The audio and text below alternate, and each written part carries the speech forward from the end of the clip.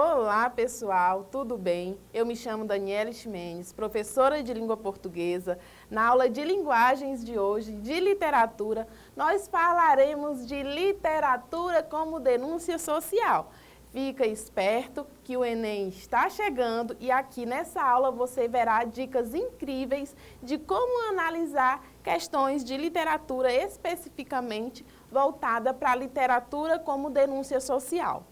Se você fizer um estudo de todas as questões de literatura que caíram no Enem até o ano anterior, nós observamos que a maioria foca nessa função social da literatura, seja por aproveitamento de espaço, seja por críticas, seja por temáticas diversas, tá? Então, aqui a gente vai abordar um pouquinho de cada coisa. Vamos lá? Então, antes de começar, a gente precisa verificar aqui, olha, acompanha comigo na tela, as funções da literatura.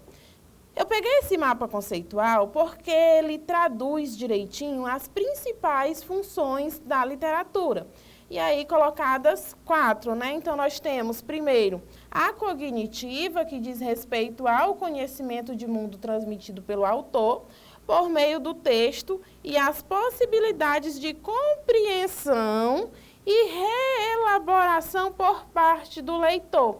Então, observa aqui que o meu leitor ele vai compreender e reelaborar. Então, é uma atividade cognitiva. Então, observa que nós temos um link aqui entre o autor e o leitor. E isso me faz lembrar de um conceito muito importante, que é o que constitui uma literatura, tá? Então, a gente tem a tríade, eu sempre friso isso, que é o autor, obra e leitor. E é justamente dessa conexão entre autor, obra e leitor que eu tenho essa função cognitiva.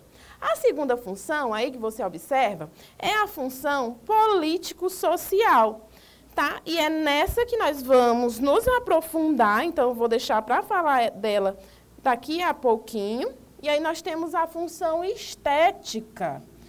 Então, assim, volta comigo. Quando a gente estuda lá no 6º ano, ou durante toda a vida escolar, sobre texto literário e texto não literário, a gente aprende que, normalmente, o texto não literário, ele tem a função de informar, ele tem ali um objetivo diferente do texto literário. Então, quando a gente fala de texto literário, nós falamos dessa função estética da linguagem. Aí eu volto para outro assunto. Funções da linguagem. Se você ainda não viu esse conteúdo, é muito importante para que você compreenda de fato a literatura. Porque aqui a literatura ela tem uma função estética, a linguagem tem uma função estética. Isso significa dizer que eu pego todos os recursos linguísticos existentes e aí eu escolho intencionalmente, observa que um escritor não escolhe uma palavra ao acaso, tem uma intencionalidade. E aí a gente tem essa questão do valor estético para despertar algum sentimento, alguma emoção nesse meu leitor, tá certo? Além dessa função, nós temos ainda a função catártica, tá? Catártica, perdão, a dicção da professora, que diz respeito à catarse. Volta aqui comigo. Não vai tirar piolho da cabeça não, viu? Catarse. Catarse é o ato aí de despertar algum sentimento. Então, imagina só que eu assisto a um filme, obviamente que nós estamos falando de literatura, volta para a professora, mas para ficar mais fácil para você, imagina que você está assistindo a um filme. E aí você assiste aquele filme e tem uma parte ali que você chora, foi ao cinema, assistiu, se emocionou, chorou, teve raiva, teve ódio. E aí, terminou o filme, enxuguei as minhas lágrimas, contive as minhas emoções, lógico, se você for um fã, né, aí ponderado, acabou-se tudo, e tudo passou. no texto literário acontece o mesmo. Então, uma dessas funções é justamente despertar esse sentimento. É o ato de eu recriar uma realidade. Então, eu tenho ali uma realidade, aí a literatura ela trabalha com essa recriação. E é justamente esse fato de trabalhar com a recriação que nós despertamos ou nós concretizamos esse fenômeno chamado catarse, também relacionado à mimese, que é a arte da imitação, tá certo? E agora vamos para a nossa função literária específica dessa aula, que é a função político-social. Então, observa, diz respeito à percepção crítica do autor sobre aspectos da realidade em que vive.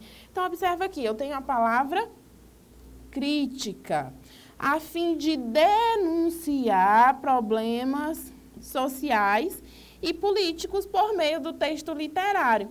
Então, observa aqui comigo. Eu tenho aqui a literatura. Eita, que a letra da professora é maravilhosa. Então, eu tenho aqui a literatura. E aí, o que é que nós falamos? Que a literatura, ela tem a função de emocionar. É um texto em que eu uso a função estética. E, por fim, eu tenho aqui a denúncia. Denúncia. Mas não é qualquer denúncia, né? Pode ser, professora, pode, mas vamos lá. Denúncia social, que é sobre o que nós estamos... Eita, deixa eu só apagar aqui, rapidinho. Denúncia social, tá? Então, quando a gente fala aqui dessa denúncia social, a gente fala numa perspectiva temporal. Então, volta comigo aqui na tela. Quando nós falamos de literatura, eita, que ela já falou a palavra literatura umas 1000 vezes nessa aula. Eu acho que eu não vou nem dormir. Se eu dormir, eu vou ter sonho com isso, ou pesadelo, não é? Eu espero que seja sonho. Então, quando nós falamos dessa questão da denúncia social, no geral, ela reflete um recorte histórico, porque toda produção literária, ela se relaciona com a história. Isso significa dizer que, para eu compreender uma obra literária, eu preciso entender a que tempo ou em que tempo ela foi escrita ou a que tempo ela se refere. E é a partir daí que eu consigo identificar essa denúncia social, tá certo? Então, continuemos aqui. E aí, ela pode ser uma forma de dar voz aos excluídos e marginalizados da sociedade aí. Observa essa pintura, né? O que a gente observa? Que, quanto às temáticas de denúncia social, a principal delas é a desigualdade social. Em seguida, nós temos a discriminação racial. Depois, nós temos o machismo, violência, corrupção. E aí, o que a gente observa? Que, dependendo da época em que há essa produção literária, essas temáticas, elas são abordadas de formas diferentes. Por exemplo, se eu pego ali uma literatura, o Cortiço, a gente tem uma discriminação racial e ali uma desigualdade social muito grande que transparece. Ai, professora, eu não li o Cortiço, e agora? Te vira, vai ler. Porque é uma obra que é necessário que você saiba as características, porque traz uma denúncia social. Então, se eu leio essa obra, eu observo que a linguagem utilizada ali pelo escritor, ele usa esse recurso para mostrar de maneira explícita essa questão do preconceito racial.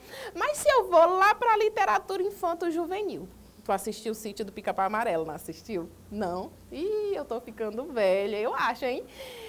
Por exemplo, quando eu pego lá a obra As Reinações de Narizinho, a gente observa uma crítica ali de preconceito racial um pouco mais sutil, mas que se eu fizer uma análise detalhada daquela obra, eu consigo construir essa percepção, tá certo? Então eu pego lá uma obra realista, uma obra nacionalista, e eu pego uma obra modernista, eu observo essa crítica de formas e percepções diferentes, tá certo? Então, continuando aqui, em relação à exploração do trabalho infantil, é comum que a gente observe. Quando a gente fala de escritores brasileiros, embora a gente tenha outros escritores, cita-se sempre o Graciliano Ramos, né, que foi um escritor que escreveu aí durante o modernismo e o prosador mais importante aí da segunda fase. Ele produz a principal obra, que é Vidas Secas, nós vamos falar dela posteriormente, tá? Então, é a obra que tem maior destaque justamente por abordar essa questão da denúncia social e outras temáticas que nós falaremos. Então, a gente tem aí também a obra São Bernardo, que também traz uma crítica social, mas não é tão expressiva ou tão disseminada ou tão aclamada pela crítica como Vidas Secas. Então, vamos para a nossa questão, antes de eu falar isoladamente aqui de Vidas Secas, tá? Diz assim: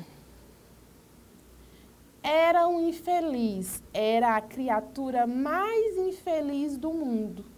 Devia ter ferido naquela tarde o soldado amarelo, devia tê-lo cortado a facão. Cabra ordinário, mofino, encolhera-se e ensinara o caminho. Esfregou a testa suada e enrugada. Para que recordar vergonha? Pobre dele, estava tão decidido que viveria sempre assim. Cabra safado, mole. Se não fosse tão fraco, teria encontrado no cangaço e feito misérias. Depois levaria um tiro de emboscada ou na cadeia, cumprindo sentença. Mas isto era melhor que acabar-se numa beira de caminho, assando no calor, a mulher e os filhos acabando-se também. Devia ter furado o pescoço do amarelo com faca de ponta, devagar. Talvez estivesse preso e respeitado, um homem respeitado, um homem. Assim como estava, ninguém podia respeitá-lo. Não era homem, não era nada. Aguentava zinco no lombo e não se vingava. Graciliano Ramos, Vidas Secas. Então, pessoal, o que nós acabamos de ler aqui é um trecho de Vidas Secas. Ah, professora, eu não li Vidas Secas. E agora? Você já tem duas obras para ler. O Curtiço, que é uma obra realista, e Vidas Secas, que é uma obra modernista. Então, quando nós falamos aqui de Vidas Secas, rapidinho, só para contextualizar, para não ficar tão voado aí, perdido na aula, Vidas Secas é uma obra que mostra a vida de retirantes, não é? Na verdade, mostra esse ambiente de seca do Nordeste. E aí, uma das principais temáticas é o processo aí de animalização do homem. Então, eu tenho uma denúncia social muito grande. Então, eu tenho ali os dois personagens principais, não é? E aí, eu tenho o Fabiano, que é de quem nós falaremos na questão. E aí nós temos a esposa do Fabiano. Volta comigo. O Fabiano e a esposa têm nome. Os dois filhos não têm. É o filho mais velho e o filho mais novo. Você já parou para pensar por que é o filho mais velho e o filho mais novo? Ah, mas ainda tem uma cachorra. E acredita, a cachorra tem um nome. O nome dela é Baleia. Então, o animal tem nome e o ser humano não, os filhos não.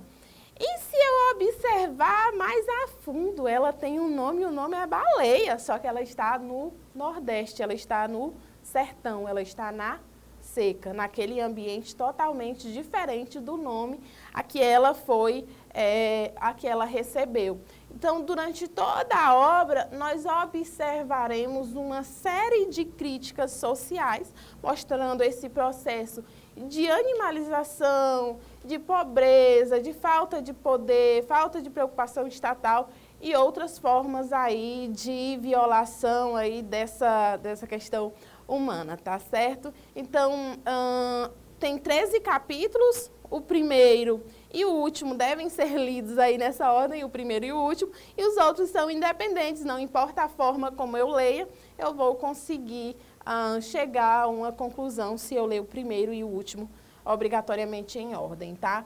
Então, a gente tem essa obra com as principais denúncias sociais. Então, vamos lá à nossa questão? Você lembra que lá a gente falou sobre o soldado amarelo?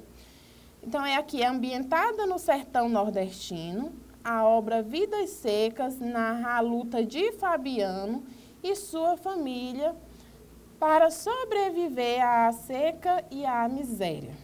No trecho, o narrador se vale de um fluxo de consciência de Fabiano para mostrar ao leitor que, no entendimento da personagem, a violência representa no meio social em que vive uma possibilidade de, letra A, obter riqueza.